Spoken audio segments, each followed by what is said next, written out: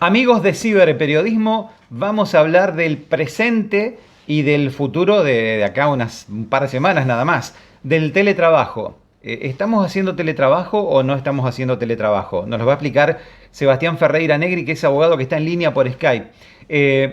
Pero atención, porque la ley que levantó Polvareda, que hizo que hasta Pergolini putee, ya está encaminada y vamos a tener algunos datos que te van a ser muy útiles a vos si sos empleado público, si estás dentro del sistema educativo. Presta atención a esta charla con Sebastián Ferreira Negri, que está en línea.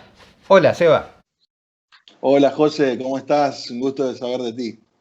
Muy bien, un gusto. Todavía nos vimos personalmente una vez, cruzándonos en un semáforo, nos vimos, pusiste una canción de Antonello Venditti. Antonella Venditti, sí. Antonello Venditti, charlamos 10 segundos de ventanita a ventanita y ahora estamos acá conectados.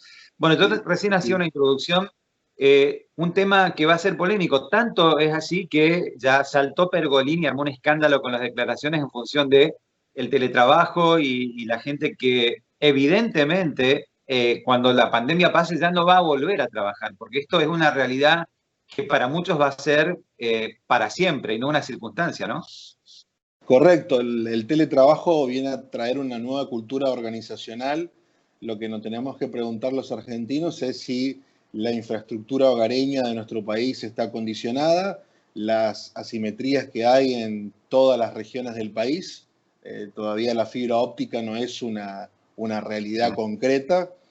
Y más allá de la legislación laboral que regula condiciones de trabajo, hay que debatir otros temas como es la promoción del teletrabajo y los estímulos que van a dar sobre todo a las pymes. Vos diste una charla hace poco y vamos a hablar básicamente de esto, el teletrabajo y el derecho a la desconexión. Antes de avanzar sobre esto, presten atención ustedes a los que están viendo esto porque va a ser un problema para mucha gente que van a tener que resolver y van a tener que tener herramientas para defenderse también. Yo les cuento a título ilustrativo. Acá en Argentina, el director de la escuela en la que uno trabaja se le ocurre un domingo a la noche mandarte un mail o el viernes a las 9 de la noche, o el sábado de la mañana te manda un mail, o cualquier día a las 8 de la noche, como si fuese normal. En muchos países, les quiero contar, Alemania, por ejemplo, vos me confirmarás si es cierto o no, en Alemania nadie te puede mandar un mensaje de WhatsApp, un mensaje de texto, llamarte por teléfono, ni siquiera te pueden enviar un email fuera del horario de trabajo. Es así, ¿no? Correcto, comenzó con el famoso caso Volkswagen en el 2015, donde por software directamente ese país lo que hizo fue prohibir que el empleador genere cualquier tipo de contacto con sus trabajadores fuera de la jornada laboral. Después, bueno, ya se legisló, lo tiene también Francia, lo tiene también España, y que en Argentina esa es una gran novedad, el derecho de la desconexión digital, porque permite desconectarse de la jornada laboral pero sobre todo no ser contactado por su empleador fuera del horario de trabajo. Ujú. Esa es la clave, porque ¿qué pasa? Lo que está pasando y te pasa a vos ahora, entre la conectividad tuya por tu trabajo, la de los chicos por la escuela, si tenés uno en la facultad también, es un sinfín de interconexiones todo el tiempo, ¿no? Sí, José, porque vos tocaste uno de los sectores más afectados por la hiperconectividad que estamos acostumbrados los argentinos, que son los docentes. Y esa hiperconectividad genera lo que hoy llamamos los nuevos esclavos del tiempo, porque pareciera que nunca hay fronteras o límites donde uno pueda separar la vida laboral de la vida personal. Y esa herramienta y garantía legal que hoy tiene la Argentina a partir de la ley 27555, es sin lugar a dudas un derecho de vanguardia para la región. De hecho, es una de las primeras leyes que se saca en Sudamérica. Así que más allá de las observaciones que tiene la nueva ley de teletrabajo y derecho a la desconexión, esto sin dudas es un punto positivo. Ujú. Está claro que Argentina siempre es vanguardista en la sanción de leyes acá en Sudamérica. Después también es vanguardista en el no cumplimiento de las leyes, en la no sanción a quienes incumplen las leyes. Pero acá se van a conjugar un montón de presiones que puede ser, intuyo, ¿no? Que haga esto llegue a un equilibrio y que las cosas se cumplan, porque los docentes, que son una gran masa, que están hartos ya, van a estar muy cansados de que los presionen de todas formas y que además ahora están absorbiendo una serie de costos que antes no los tenían que absorber. Digo, más allá de lo psicológico, de la presión laboral, costos económicos efectivos con salarios que están por el piso, además, ¿no? Claro, porque el teletrabajo, a diferencia de lo que hoy ocurre en Argentina, que es el trabajo remoto, es voluntario el teletrabajo y requiere que el empleador se haga cargo de la infraestructura informática y hogareña. En la Bueno, actualidad, el trabajo remoto, que hoy el Estado sobre todo está forzando a los docentes, a los empleados judiciales, a los empleados administrativos, es obligatorio. Quiere decir de ujú. que hoy, por ejemplo, un docente del Chaco está financiando con su patrimonio el sistema educativo. Así que es importante diferenciar lo que hoy es, que es trabajo remoto y por lo tanto obligatorio, de lo que es el teletrabajo, que es una herramienta voluntaria. Buen dato. Lo que me estás diciendo es que ahora no hay teletrabajo, que ahora hay trabajo remoto. Que cuando todo esto se normalice, el teletrabajo va a ser una decisión de acuerdo con el empleador y el empleador deberá hacerse cargo de lo que a vos te cueste trabajar en tu casa. Correcto, de los elementos de trabajo, del mantenimiento del servicio de Internet, del mantenimiento de los equipos y también la persona que trabaja tendrá que realizar un uso correcto de ese equipamiento porque es ni más ni menos que son sus herramientas de trabajo, ¿no? Menuda tarea poder lograr que, por decirte, ¿no? El sistema educativo argentino se haga cargo de pagarle la conectividad a los maestros que trabajan desde la casa. Va a ser un Eh, tema arduo, ¿no? Va a ser un tema arduo porque la Argentina, dentro de sus limitaciones, en la actividad docente es la actividad más teletrabajable del país. Por ejemplo, el personal doméstico solamente el 5% es teletrabajable, el personal bancario hasta el 61%, pero el personal docente es hasta el 75% teletrabajable. Entonces, no hay duda de que, por ejemplo, ese segmento va a ser uno de los principales que se van a mudar hacia un teletrabajo parcial o total. Lo recomendable siempre es el modelo europeo, que es mixto, presencialidad y virtualidad, porque si no produce, José, un fenómeno de externalización donde la persona que trabaja pierde el sentido de pertenencia con el trabajo, no tiene contacto con sus compañeros y la verdad que se producen muchos conflictos interfamiliares y sobre todo una sensación de encierro, ¿no? Bueno, además también, hoy lo estábamos analizando, hay un estudio que lo hizo un alemán, Masraved, ¿cómo era el apellido? Por ahí tenemos anotado nosotros lo del alemán, que estudia el impacto del mensaje, ¿no?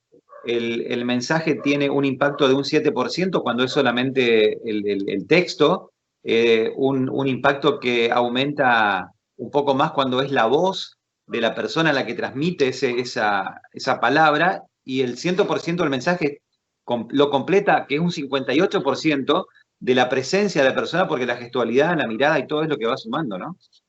Claro, porque la nueva vida, que más que nueva realidad, esta nueva vida, hace que la virtualidad sea más bien un complemento, porque la presencialidad es un factor, te diría hasta, esto es muy de la cultura griega, ¿no? Somos seres sociales, con lo cual Claro. necesitamos la interacción.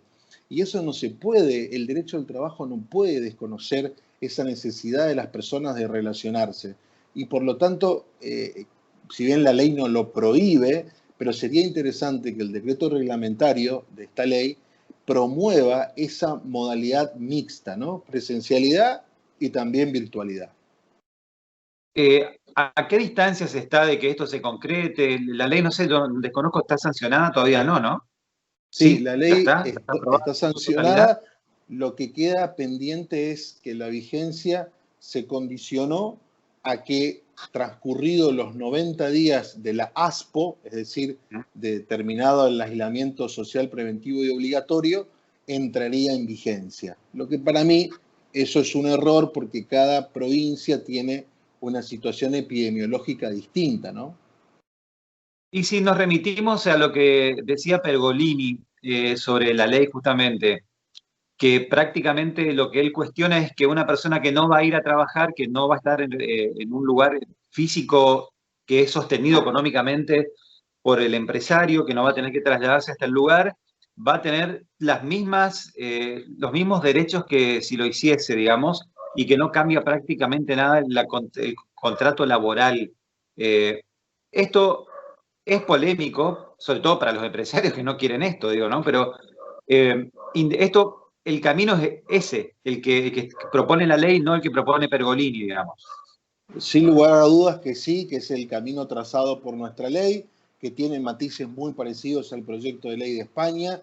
Me parece, y porque lo escuché, digamos, al comentario que hizo Pergolini, hay una confusión en él de lo que son los trabajadores autónomos de aquellos que tienen una relación de dependencia. Claro. Los autónomos seguirán con esa libertad y con esa autonomía, pero el que tiene una nota de dependencia porque tiene un vínculo económico, jurídico y sobre todo técnico con un empleador, necesita de la protección del derecho del trabajo. Y la discusión que él plantea es como pretender en algún punto que el derecho del trabajo proteja a un sector y a otro no. Y no me parece, digamos, frente al renovado ritmo de los derechos humanos, desproteger a un segmento tan importante que hoy aceleró todo por producto de esta pandemia, porque la nueva vida hace de que el teletrabajo va a ser una realidad sin lugar a dudas contundente. Bueno, básicamente entonces el problema a resolver, digo, más allá de los tiempos, de la ley y demás, va a estar en la conectividad, que va a ser necesaria para que los trabajadores puedan desde su domicilio estar en contacto y generar el contenido que tengan que generar, ¿no? Ese va a ser el problema a resolver. Vamos a tener dos grandes desafíos. El primero es que esta ley difiere muchísimo a la negociación colectiva. Quiere decir que cada cámara empresarial y cada entidad sindical va a negociar particularidades de su sector. Ahí ya tenemos un gran desafío para el futuro. Y el otro es que las provincias tendrán que promover estímulos para que el teletrabajo además sea una variable interesante, sobre todo para la pyme, y regular el tema de la conectividad, porque no es lo mismo la conectividad del macrocentro de la capital de la provincia con a lo mejor el impenetrable, ¿no? Y eso creo que es un desafío más bien de política de Estado, ¿no? La ley contempla la posibilidad siempre de elección, de que tenga la libertad del trabajador elegir si quiere o no quiere, o existe un margen también de imposición por parte del empleador. Excelente la pregunta porque esto la ley lo llama voluntariedad. Quiere decir que es fundamental el requisito del consentimiento del trabajador para generar lo que la ley llama el traslado, es decir, mudarse de la presencialidad a la virtualidad. Y luego, aun si el trabajador prestara esta conformidad y por lo tanto comienza a teletrabajar, puede en uno de los derechos que se llama la reversibilidad, en un momento dado de la relación, dejar sin efecto esa decisión, es decir, revocar su decisión. ¿Por qué esto? Porque se da este fenómeno que es un mundo desconocido el que la ley está ingresando, porque no sabe lo que va a pasar en la psicología de esa persona que decide mezclar en su hogar su vida laboral. Entonces puede darse Claro. que en algún momento se da cuenta de que o genera muchos problemas interfamiliares o simplemente se siente en situación de encierro y quiere volver atrás. Pero ahí el empleador también tiene otro derecho, que es que si el empleador hizo toda una infraestructura y dejó sobre todo de trabajar en su superficie habitual, porque dejó de alquilar, por ejemplo, ese establecimiento, puede decir de que no está en condiciones de satisfacer ese deber. Y ahí sí Claro. se va a dar un conflicto, ¿no? Ahora, para ser bien preciso, porque viste cómo somos acá, que si no te lo dicen así claramente uno termina no entendiendo. Cuando yo, por ejemplo, si fuese docente, trabajo en el Ministerio de Educación o en la empresa que sea, y la empresa me dice, bueno, vos podés trabajar en tu casa, ¿querés trabajar? Listo, trabajo en mi casa. Me tienen que dar o una PC o una notebook, conectividad, no sé, algo más, contempla la ley, un sillón cómodo para estar sentado, no sé, ¿a mobiliario también se refiere? Bueno, ese fue uno de los puntos que se omitió y que en uno de los proyectos que venía de hace más de 10 años estaba planteado que es toda la logística complementaria, no solamente la infraestructura de las TICs, sino también lo que es el mobiliario. Eso en realidad no está planteado y me parece que ese es un error porque hay que tener en cuenta que el teletrabajo lo que hace es montar un medio de producción dentro de la casa. Y Claro. cuanto más organizado esté ese medio de producción, por supuesto que la productividad va a ser directamente relacionada. Ese es un vacío que va a estar llenado, a mi juicio, por el decreto reglamentario. Y también probablemente por el tipo de empresa y por el vínculo y la productividad del trabajador para con la empresa, ¿no? Porque si dejamos de lado todo lo que es estatal, que sabemos cómo funciona en la Argentina, dejamos de lado y atendemos lo que puede ser una realidad de las grandes empresas que sigan acá en la Argentina, las que vayan a seguir. eh, los números, yo sigo a un mexicano que se llama Diego Ruzzarín, y yo te contaba antes de la charla que estaba explicando cómo las empresas van a tratar de no volver a trasladar el costo por metro cúbico a sus locales, sino que se mantengan en las casas. Pero también, como lo sugerías vos, hay una situación que todavía no se sabe a quién puede afectar más y a quién afectar menos, porque se pierde en los límites temporales entre lo que es el ocio, lo que es la casa y lo que es el trabajo, ¿no? Exacto, y sobre todo porque la superficie útil de los inmuebles, tanto propios o sobre todo los que alquilan inmuebles, empresas que alquilan inmuebles, se redujo. Entonces, Claro. va a ser sin lugar a dudas y va a estar vinculado el tema post pandemia a cómo los modelos de negocio y la planificación económica de cada empresa va a definir sin lugar a dudas la superficie útil. Y con el teletrabajo, la infraestructura hogareña no es una infraestructura muy costosa. Entonces, va a haber sin lugar a dudas lo que la ley llama un traslado. Lo que sí hay que tener en cuenta, José, es lo siguiente. Ojo con las grandes empresas, sobre todo las multinacionales, que no quieran, aprovechando, digamos, esta facultad que tiene de decir de que no puede revertir la modalidad porque no tiene la condición física, de que vendan inmuebles y muden al teletrabajo, y cuando el teletrabajador quiera revertir, el empleador diga, no puedo porque no tengo infraestructura física. Claro. Entonces también habría que tener en cuenta que no, porque puede haber de todo, ¿no? Claro, exactamente. Bueno, te agradezco mucho la charla y seguramente volveremos en otro momento a contactarnos con vos. Bueno, José, gracias a vos, gracias. Bueno, agradezco mucho a Sebastián Ferreira Negri, es abogado. Te voy a dejar los datos de él acá por si querés contactarlo para sacarte alguna duda. Y sobre este tema vamos a seguir analizando y trabajando en ciberperiodismo, porque los cambios van a ser profundos, muy profundos. Va a afectar directamente la situación de muchas familias, puede llegar a afectar a las personas desde la psiquis, como también lo sugería en la charla Sebastián. Por eso tenemos previsto hablar con psicólogos, con psicopedagogos, para ver cómo avanza todo este proceso de cambio y de nuevo aprendizaje. En la charla yo mencionaba a un alemán que es Mehrabian, el apellido, que en algún momento lo vamos a profundizar, pero fíjate y cuando puedas buscarlo para entender que la palabra, lo que uno dice en un mensaje escrito, por ejemplo, implica el 7% del total de mensaje. Si una persona te dice lo mismo, pero te llama por teléfono y te lo dice utilizando la voz, con el volumen, el tono, la entonación, hay un 38% de posibilidad de entender mejor la capacidad del mensaje. Pero el 55% del mensaje está dado por la presencia, por la gestualidad, por la mirada. Fíjate el capital que es la presencialidad a la hora de la construcción de algo. Por eso hay que ver cómo evoluciona esta nueva forma de estar en contacto que tenemos los humanos acá en Argentina y en el resto del mundo. Soy José Viñuela, hago ciberperiodismo, hago lo que quiero y digo lo que pienso. Hasta chau.